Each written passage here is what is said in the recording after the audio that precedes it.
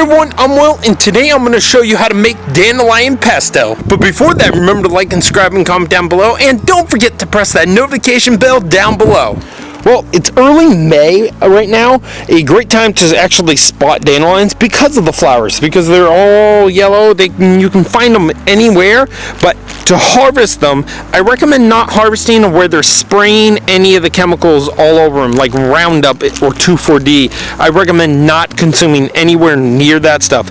But if you have a yard that you basically have dandelions all throughout your yard, you can harvest if you don't even spray anything, no chemicals, give the nice yellow coloration, and we're just going to harvest the young leaves. The young leaves of the size that we're looking for is around a 6-inch long leaves, because the young greens are not going to be as bitter. If they're getting like to about a foot and a half long of the leaves and really wide and big, they're going to be more bitter flavor, and that's not going to taste as good for this pesto. The amount of dandelion leaves you are looking for this recipe is about 1 cup of packed dandelions in a measuring cup. So you pack it down about 1 cup.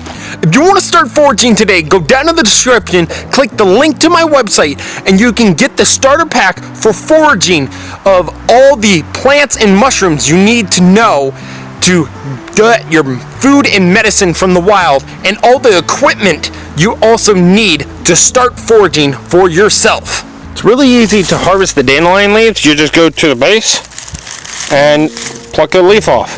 You don't want to like just grab a bundle, because you might get some grass into it, and well, we ain't cows. After you pick about 1 cup packed worth of dandelion leaves, go inside and wash these off. Right here I have a gallon bag, and without packing it down, it's about a third of a gallon bag without packed down, but it packs down to about a 1 cup measurement. So that's what you're looking for if you're not packing it down. So about a third of a gallon bag. Now while we're inside and getting ready to make the pesto, you're going to need, like I said, pack down 1 cup of dandelion leaves, then a 1/4 cup of pine nuts, 1/4 cup of olive oil, extra virgin olive oil,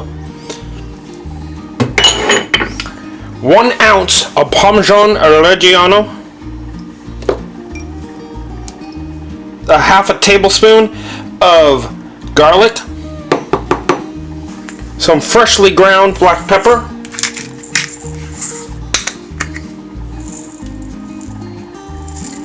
to taste, and instead of just salt, going for flavor, a 1/4 teaspoon of low sodium soy sauce. And at this point, you want to then cap it up and shake it a little bit. Get it mixed around and settled down. You can do this in a food processor or a blender, like I am doing, and blend it up.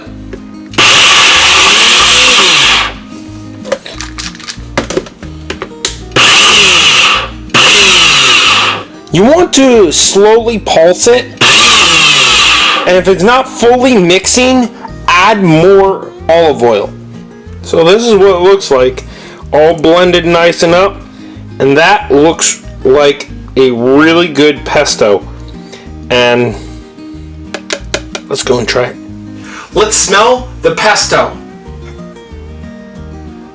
It doesn't have a major aroma smell that you get from like regular pesto with basil, but there's another thing that like a lot of people like is kesto with kale instead of basil. This is more closer of like a smell that you would get in that term. Very mild smell I can smell there, and let's taste it.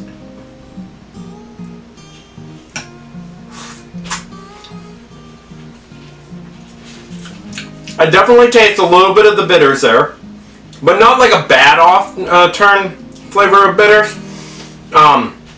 It's more of like very subtle. It's very like with all the olive oil and the Parmesan Reggiano, it's very smooth texture, and this would be fantastic in a pasta or on a shrimp pesto pizza. So this is the pesto, and that would be fantastic. And sure that it's like a thin crust, and like if you cook it in a brick oven where you got that really good crust flavor with like the hardwood, it would be fantastic.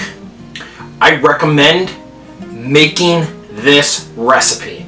And if you want to make it yourself and actually be foraging for yourself and getting all the different wild edibles that I'm using for my cooking recipes, go down in the description, click that link to my website to get that foraging pack. If you want to see more, go down in the description, click the link to my channel, or press the round subscribe button to help me out to get to 10,000 subscribers. And next time, remember to get outside, get fresh air, and have fun. See ya.